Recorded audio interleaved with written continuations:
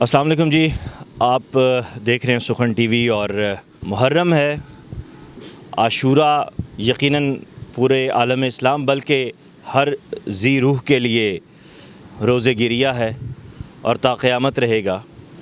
آج اختر عثمان صاحب سے ہم مرثیہ نگاری اور جو رسائی ادب کا اصل نقطہ ہے اس کے بارے میں کچھ سیکھنے کی کوشش کریں گے۔ اختر صاحب السلام علیکم، اور محبت کے ساتھ میں آپ کو السلام، بہت شکریہ، آپ کا شکریہ۔ سوال پہلا یہی ہے کہ مرثیہ نگاری یا مرثیہ کیا ہے؟ مرثیہ بر صغیر کی ایک تہذیبی صنف سخن ہے اور اس کا پوری دنیا میں کوئی جواب نہیں۔ یہ واحد صنف سخن ہے جو ہماری ہے، ورنہ غزل، آزاد نظم اور باقی جو اصناف ہیں وہ ہم نے مستعار لی ہیں دنیا سے، لیکن یہ وہ ہے جو ہم نے دنیا کو دیا۔ گویا یہ سب سے بڑا کنٹریبیوشن ہمارا ہے، اور ایسے دور میں جب طوائف الملوکی تھی اردو ادب میں اور ریختہ جیسی بدنام زمانہ صنف لکھی جا رہی تھی، تو انیس و ضبیر نے زبان کو بچایا۔ مرثیے کو محض مذہبی صنف سمجھ کر پڑھنے والے بہت بڑے غلط فہمی کا شکار ہوتے ہیں۔ سودا نے میر تقی میر کے مرثیوں پر نقد کرتے ہوئے کہا تھا کہ یہ محض گریہ کے لیے نہیں ہے، بلکہ میں مرثیہ گوئی کو من جملہ اصناف سخن شمار کرتا ہوں۔ گویا مرثیے کے پہلے ناقد جو ہیں وہ مرزا محمد رفیع سودا ہیں۔ اچھا، پھر مرثیے کا کوئی کمپیریزن نہیں ہے، نہ اس کا کمپیریزن ایپک کے ساتھ ہے، نہ اس کا کمپیریزن ایلیجی کے ساتھ، کیونکہ ایپک میں ہومر، ورجل، ہوریس اور بعد میں جو ڈرامہ نگار آئے جیسے شیکسپیئر ہے، کرسٹوفر مارلو ہے، اور بریک تک آتے آتے صورتحال بالکل تبدیل ہو جاتی ہے، ایک ایبسرڈ تھیٹر جو ہے وہ شروع ہو جاتا ہے۔ تو اس کا اس لیے ایپک سے موازنہ نہیں کیا جا سکتا کہ ایپک کے کردار جو ہے وہ میتھیکل ہوتے ہیں، وہ اساطیری کردار ہوتے ہیں، ان کے ساتھ ان کا مصنف جو چاہے کر سکتا ہے۔ لیکن مرثیہ ایک تاریخی واقعے پر لکھا گیا ہے، اس لیے آپ کردار تو کیا، اس کردار کی نفسیات تک تبدیل نہیں کر سکتے، اس کی جو عمر ہے اس میں تبدیلی نہیں لا سکتے۔ 61 ہجری کو 60 ہجری یا 62 ہجری نہیں کر سکتے، اور کرداروں کی عمر میں کوئی فرق نہیں کر سکتے، ان کے بیہیویئر میں کوئی فرق نہیں کر سکتے۔ تو بنیادی طور پر مرثیہ مسدس، ایسی مسدس، آپ کو پتہ ہے کہ واقعہ کربلا سے پہلے بھی مرثیے لکھے جاتے رہے۔ عربی میں خنسا نے اپنے بھائی کا مرثیہ لکھا، متمم بن نویرہ نے لکھا، ایران میں صفوی دور میں محتشم کاشی اور مخلص کاشی ایسے شعراء تھے، اور صفوی خاندان نے بہت پرورش کی رسائی ادب کی اور شاعروں کی بہت حوصلہ افزائی کی، لیکن اس کے باوجود اردو مرثیے کا پوری دنیا میں کوئی جواب نہیں ہے۔ اور اس کی بنیادی وجہ، اس کے پیچھے رہ جانے کی بنیادی وجہ یہ ہے کہ کوئی عظیم ٹرانسلیٹر اردو مرثیے کو نصیب نہیں ہوا، اور یہ اس لیے دنیا تک ہمیں اس صورت میں پہنچ نہیں سکا۔ اچھا، میر ضمیر نے باقاعدہ مرثیے کے 9 اجزاء مرتب کیے، اور اس طرح مرثیہ جو ہے وہ 200 250 بند کا مرثیہ کہا جانے لگا، جس کو کلاسیکی مرثیہ ہم کہتے ہیں۔ انیس ضبیر کا دور جو ہے وہ مرثیے کا زرعی دور، اور اس دور کے بعد جو مرثیہ آیا نسیم امروی تک کلاسیکی مرثیہ چلتا رہا، لیکن جوش اور آل رضا کے بعد پھر موضوعاتی مرثیہ چلا۔ جوش صاحب کے مرثیے کو آپ کیا واقعی مرثیہ سمجھتے ہیں، مرثیہ کہتے ہیں؟ میں نہیں سمجھتا کہ وہ مرثیے ہیں، وہ اصل میں انقلابی نظمیں ہیں، ان میں استعارہ کربلا کو استعمال کر کے اس انقلاب کی دعوت دی گئی، وہ مرثیت سے خالی ہیں، اس لیے میں ان کو موضوعاتی نظمیں تو کہہ سکتا ہوں لیکن مرثیہ نہیں کہہ سکتا، اس لیے کہ ان میں رسا نہیں ہے، مرثیت نہیں ہے۔ اگرچہ بہت سارے لوگ جو ہیں وہ جوش کو میر انیس کے بعد، میر مرزا دبیر کے بعد جوش کو رکھتے ہیں، اقبال کو بھول جاتے ہیں، تو یہ غلط ہے۔ جوش جو ہے وہ مرثیے کے شاعر ہرگز نہیں ہیں، وہ تو یہ کہتے ہیں کہ فکر حق سوزے جہاں کاشت نہیں کر سکتی، کربلا تاج کو برداشت نہیں کر سکتی۔ گویا ایک انقلابی عمل ہے جس کی طرف جوش اشارہ کر رہے ہیں، اور وہ یہ کہتے ہیں کہ سوز جہاں کاشت نہیں کر سکتے، یعنی سوز جو ہے وہ کربلا میں نہیں ہونا چاہیے، مرثیے میں نہیں ہونا چاہیے، اور یہیں سے ان کی سمت مخالف ہو جاتی ہے، وہ مختلف ہو جاتے ہیں۔ وہ موضوعاتی نظم کے تو باکمال شاعر ہیں، اس میں کوئی شک نہیں ہے، لیکن وہ مرثیے کے شاعر نہیں ہیں۔ بعد میں ان کے تتبع میں نے جیسے عرض کیا کہ کیسر باروی ہیں، نجم افندی ہیں، جمیل مظہری ہیں، انہیں ہم جدید مرثیہ نگار کہیں گے؟ ہم موضوعاتی مرثیہ نگار تو کہہ سکتے ہیں، لیکن ہم انہیں باقاعدہ مرثیہ نگار نہیں کہہ سکتے۔ یہ موضوعاتی مرثیہ میرے نزدیک مرثیہ نہیں ہوتا۔ صحیح۔ یہاں ایک بڑا اہم سوال آپ سے میں کرنے جا رہا ہوں۔ اشک آباد آپ کی آئی حال ہی میں، اس میں آپ کے جو ناقدین ہیں ان کا یہ کہنا ہے کہ یہ کنٹینیوٹی ہے میر، انیس اور دبیر صاحب کی۔ جہاں یہ سوال پیدا ہوتا ہے وہیں ایک جو سلسلہ نقد ہے وہ یہ کہتا ہے کہ انیس کا مرثیہ آج بھی اتنا ہی تر و تازہ اور طاقتور ہے جتنا اس وقت تھا، اور یہ آگے بھی رہے گا۔ بے شک انیس خدائے سخن ہے، اور ان کا مرثیہ جو ہے وہ آئندہ نسلوں تک، آئندہ صدیوں تک چلتا رہے گا۔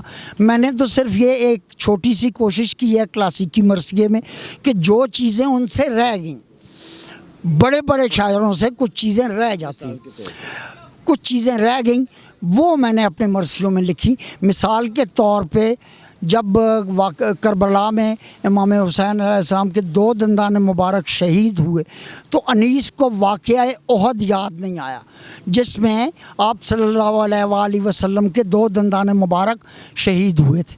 تو میں نے لکھا کہ ناگاہ ایک تیر زنخداں پہ آ لگا، تھوڑی کو چیرتا ہوا دنداں پہ آ لگا، 2 آبدار لعل تھے صحرا کی دھول پر، 2 اور پتیاں نہ رہیں ایک پھول پر، پیغمبری تھا وقت نہال بطول پر، بالکل یہی سمے تھا احد میں رسول پر، وہ تیر کھینچ کر جو سبک دست ہو گئے، 4 اور جسم پاک میں پیوست ہو گئے۔ تو گویا میں نے اس واقعے کو، واقعہ کربلا کو غزوہ احد کے ساتھ ریلیٹ کر دیا۔ تو اس طرح کی بہت ساری چیزیں ہیں جو ہمارے بزرگوں سے رہ گئیں۔ میں یہ کہتا ہوں یہ خطائے بزرگن گرفتن خطاست والا معاملہ نہیں ہے، یا وہ جو بے دل نے کہا تھا کہ برما خطا گرفتن از کی سے شرم دور است، کس اے بکس نہ گوید تا بی حیا نہ باشد۔ ٹھیک ہے کہ ان کا عظیم کنٹریبیوشن آئندہ صدیوں تک جاری رہے گا، لیکن ہمیں ایک نظر ناقدانہ بھی ڈال لینی چاہیے۔ جب ہم میر کو ناقدانہ نظروں سے دیکھ سکتے ہیں، اقبال کو ناقدانہ نظروں سے دیکھ سکتے ہیں، غالب کو ناقدانہ نظروں سے دیکھتے ہیں، تو پھر انیس و دبیر کو کیوں نہیں دیکھ سکتے؟ اور وہ میں نے دیکھا، میں نے مثالیں دی اس کی، آپ کو بھی ایک مثال دے دیتا ہوں۔ مثلا ایک تاریخی غلطی انیس سے یہ ہوئی، وہ ایک مرثیہ کہہ رہے تھے فرزند پیغمبر کا مدینے سے سفر ہے۔ اچھا، اس میں اب ایک مقام ہے جس میں امام حسین کے گھر میں ساری عورتیں جمع ہیں، اور درمیان میں جو عورات ہیں وہ خانوادہ اہل بیت کی ہیں۔ تو ایک عورت جو ہے وہ یہ کہتی ہے، جو اہل بیت میں سے نہیں ہے، وہ یہ کہتی ہے حضرت زینب سے کہ ہے 6 مہینے کے بھی بچے کا سفر ہے 6 مہینے کے بھی بچے کا سفر ہے۔ تو اس دن جب وہاں سے چلے ہیں امام حسین تو حضرت علی اصغر کی عمر 10 دن تھی۔ یہ ایک تاریخی غلطی ہوئی۔ اچھا، پھر ندرت کے شوق میں ایک جگہ انیس نے یہاں تک کہہ دیا، پیکان یوں تھے ذل الہی کے جسم میں جس طرح خار ہوتے ہیں ساہی کے جسم میں۔ تو یہ ندرت جو ہے یہ تھوڑی سی توہین کے زمرے میں جا پڑتی ہے۔ آپ کو پتہ ہے ساہی ایک سے جس کو پنجابی میں کہتے ہیں، ایک ایسا جانور ہے جس کے جسم پر کانٹے ہوتے ہیں، تو اس کو تشبیہ دینا جو ہے وہ اصل میں تقدس کے خلاف ہے۔ تو تقدس اپنی جگہ، سارا کچھ اپنی جگہ، جدیدیت اپنی جگہ، لیکن ان ذوات مقدسہ کے حوالے سے بات کرتے ہوئے آپ کو بے پناہ احتیاط آپ کرنی پڑتی ہے، محتاط ہونا پڑتا ہے۔ اب یہ دیکھیے نا کہ یہاں ندرت جو ہے وہ کسی اور ذیل میں جا پڑی۔ عرفی نے بادشاہ کا قصیدہ لکھتے ہوئے جب یہ اس کے ذہن میں آئی کہ اس بحر میں اور اسی قافیہ ردیف میں ایک قصیدہ حضرت علی کا بھی کہہ چکا ہوں، تو اس نے فوراً بادشاہ والے مرثیے میں یہ کہا کہ ہر کس نہ توانی ب یکا ہنگ سرودن نعت شہ کونین و مدی ہے کو جمرہ عرفی مشتابن رہے ناتست نہ صحراست آہستہ کے رہ برد میں تیغست قدم را۔ تو یہ احتیاط کرنی پڑتی ہے، ہمیں اپنے آج کو جوڑنا ہے مرثیے کے ساتھ، یہ بہت ضروری ہے، لیکن یہ خیال کرتے ہوئے کہ اس میں رسا اور مرثیت متاثر نہ ہو۔ یعنی تاریخ کا ہر صورت حوالہ جو ہے وہ چاہے احد ہے، چاہے وہ کربلا ہے یا آج ہے، جب تک آپ کے پاس اس کا گہرا شعور اور حقیقی شعور نہیں، آپ نہیں لکھ سکتے۔ دیکھیں بہت سارے مقتل پڑھنے پڑتے ہیں، ابھی مخنف کا مقتل ہے، حمید بن مسلم کا ہے، اور مقتل ہے، اور کتابیں ہیں، احادیث کی کتابیں ہیں اور تذکرے ہیں، مثلا تاریخ طبری ہے، یہ آپ کو دیکھنی پڑتی ہے، احادیث کی کتابیں آپ کو دیکھنی پڑتی ہیں، ان سے ہٹ کے آپ اس واقعے میں نہ کمی کر سکتے ہیں نہ بیشی کر سکتے ہیں۔ یہاں شاعر کا، عام شاعر جو غزل کا شاعر ہے، وہ یہاں دم نہیں مار سکتا۔ آج کل 30-40 بند کہہ کے یہ کہہ دیا جاتا ہے جی کہ یہ مرثیہ لکھا گیا، وہ ایک موضوعاتی نظم ہوتی ہے۔ مرثیے کے 9 اجزاء ہیں جو مقرر ہیں، اور ان میں سے اگر 4-5 اجزاء بھی آپ لے لیں تو وہ ایک کلاسیکی مرثیے کی ایکسٹینشن کے طور، میں تو خود کہتا ہوں کہ میں ایک ایکسٹینشن کا شاعر ہوں، لیکن میں نے نقالی جو ہے، چاہے وہ انیس ہوں یا دبیر ہوں، میں تو بیدل کی نقالی بھی نہیں کرتا۔ آپ یہ دیکھیے کہ بیدل نے واقعہ کربلا پر کتنا خوبصورت شعر کہا ہے، اور وہ شعر سنیے آپ تو آپ کو لطف آئے گا، اور وہ شعر یہ ہے: کیس درن انجمن محرم عشق کے غیور ما ہمہ بھی غیرتیم آئینہ در کربلاست۔ تو اس نے واضح طور پہ، اصل میں واقعہ کربلا کے بعد صرف انسانیت 2 حصوں میں تقسیم ہوئی، ایک یزیدی ہیں، ایک حسینی، اس کے علاوہ تیسرا گروہ کوئی بھی نہیں، ٹھیک ہے۔ تو مرثیہ نگار جب تک قدرت کلام اس کے پاس نہیں ہے، جب تک وہ کہنے کی قدرت نہیں رکھتا، اور جو جی چاہے جب تک وہ کہہ نہیں سکتا، اس کو موم نہیں بنا سکتا اس سنگ کو، جس کے بارے میں محمد رضا عشقی نے کہا تھا: منن گو اندہ یہ نغزم کے چن موم است در مغزم جہان ہر صورتی خواہم ہمیں سازم نمایانش۔ تو ہمیں اپنے مرثیے کے ادبی ورثے کو صرف سنبھالنا ہی نہیں ہے، بلکہ اس کو ناقدانہ نظروں سے دیکھنا بھی۔ ابھی تک ہم انیس اور دبیر کے مرثیوں کو اچھی طرح مرتب بھی نہیں کر سکے، یہ محقق کی ذمہ داری ہے۔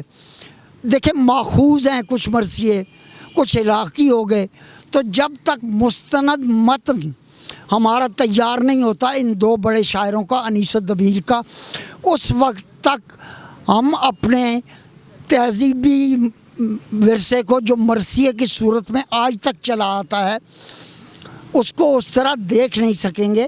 مرثیہ آج بھی لکھا جا رہا ہے، لیکن اس کی وجہ یہ ہے کہ شاعر کمزور ہیں، کچھ لوگ کوشش بھی کر رہے ہیں، مثلا رحمان فارس نے مرثیہ لکھا تھا لیکن وہ کمزور مرثیہ ہے۔ اچھا رئیس عباس مرثیہ لکھ رہے، اچھا مرثیہ ہے۔ اسی طرح ابرار باری مرحوم میرے شاگردوں میں سے ایک تھے، جیسے رئیس ہیں، تو انہوں نے سرشک کے نام سے ان کی کتاب بھی چھپی ہے جس میں جناب مسلم بن عقیل کا مرثیہ شامل ہے۔ تو اس طرح لوگ مرثیہ لکھ رہے ہیں، لیکن آہستہ آہستہ علی زریون نے بھی مرثیہ لکھا، لیکن آہستہ آہستہ ان لوگوں کو وہ شعور آئے گا جو کلاسک پڑھنے کے بعد آتا ہے کہ کس طرح ان ذوات مقدسہ کے بارے میں اظہار خیال کرنا ہے، کیسے تاریخ کی پابندی کرنی ہے کہ مرثیہ نعت کی ذیل میں اور نعت حمد کی ذیل میں نہ جا پڑے۔ ان سب کے اپنے اپنے مقامات اور اپنے اپنے درجات ہیں۔ بہت شکریہ سر آپ کا، آپ نے بہت مفصل گفتگو کی تمام معاملات پہ۔ میں یہاں بس یہی گزارش کرنا چاہوں گا کہ دوست مرثیہ لکھنے کی خواہش رکھتے ہیں، اور یہ خواہش بے شک رب کی دین ہے، تو اگر ہم اختر صاحب کی ان تمام جو ان کی تجرباتی گفتگو ہے اور استادانہ گفتگو ہے، اس کو اگر ہم فالو کر لیں تو یقیناً ہم کسی بھی بڑی اڑچن سے بچ سکتے ہیں۔ اپنا خیال رکھیے گا، خدا حافظ۔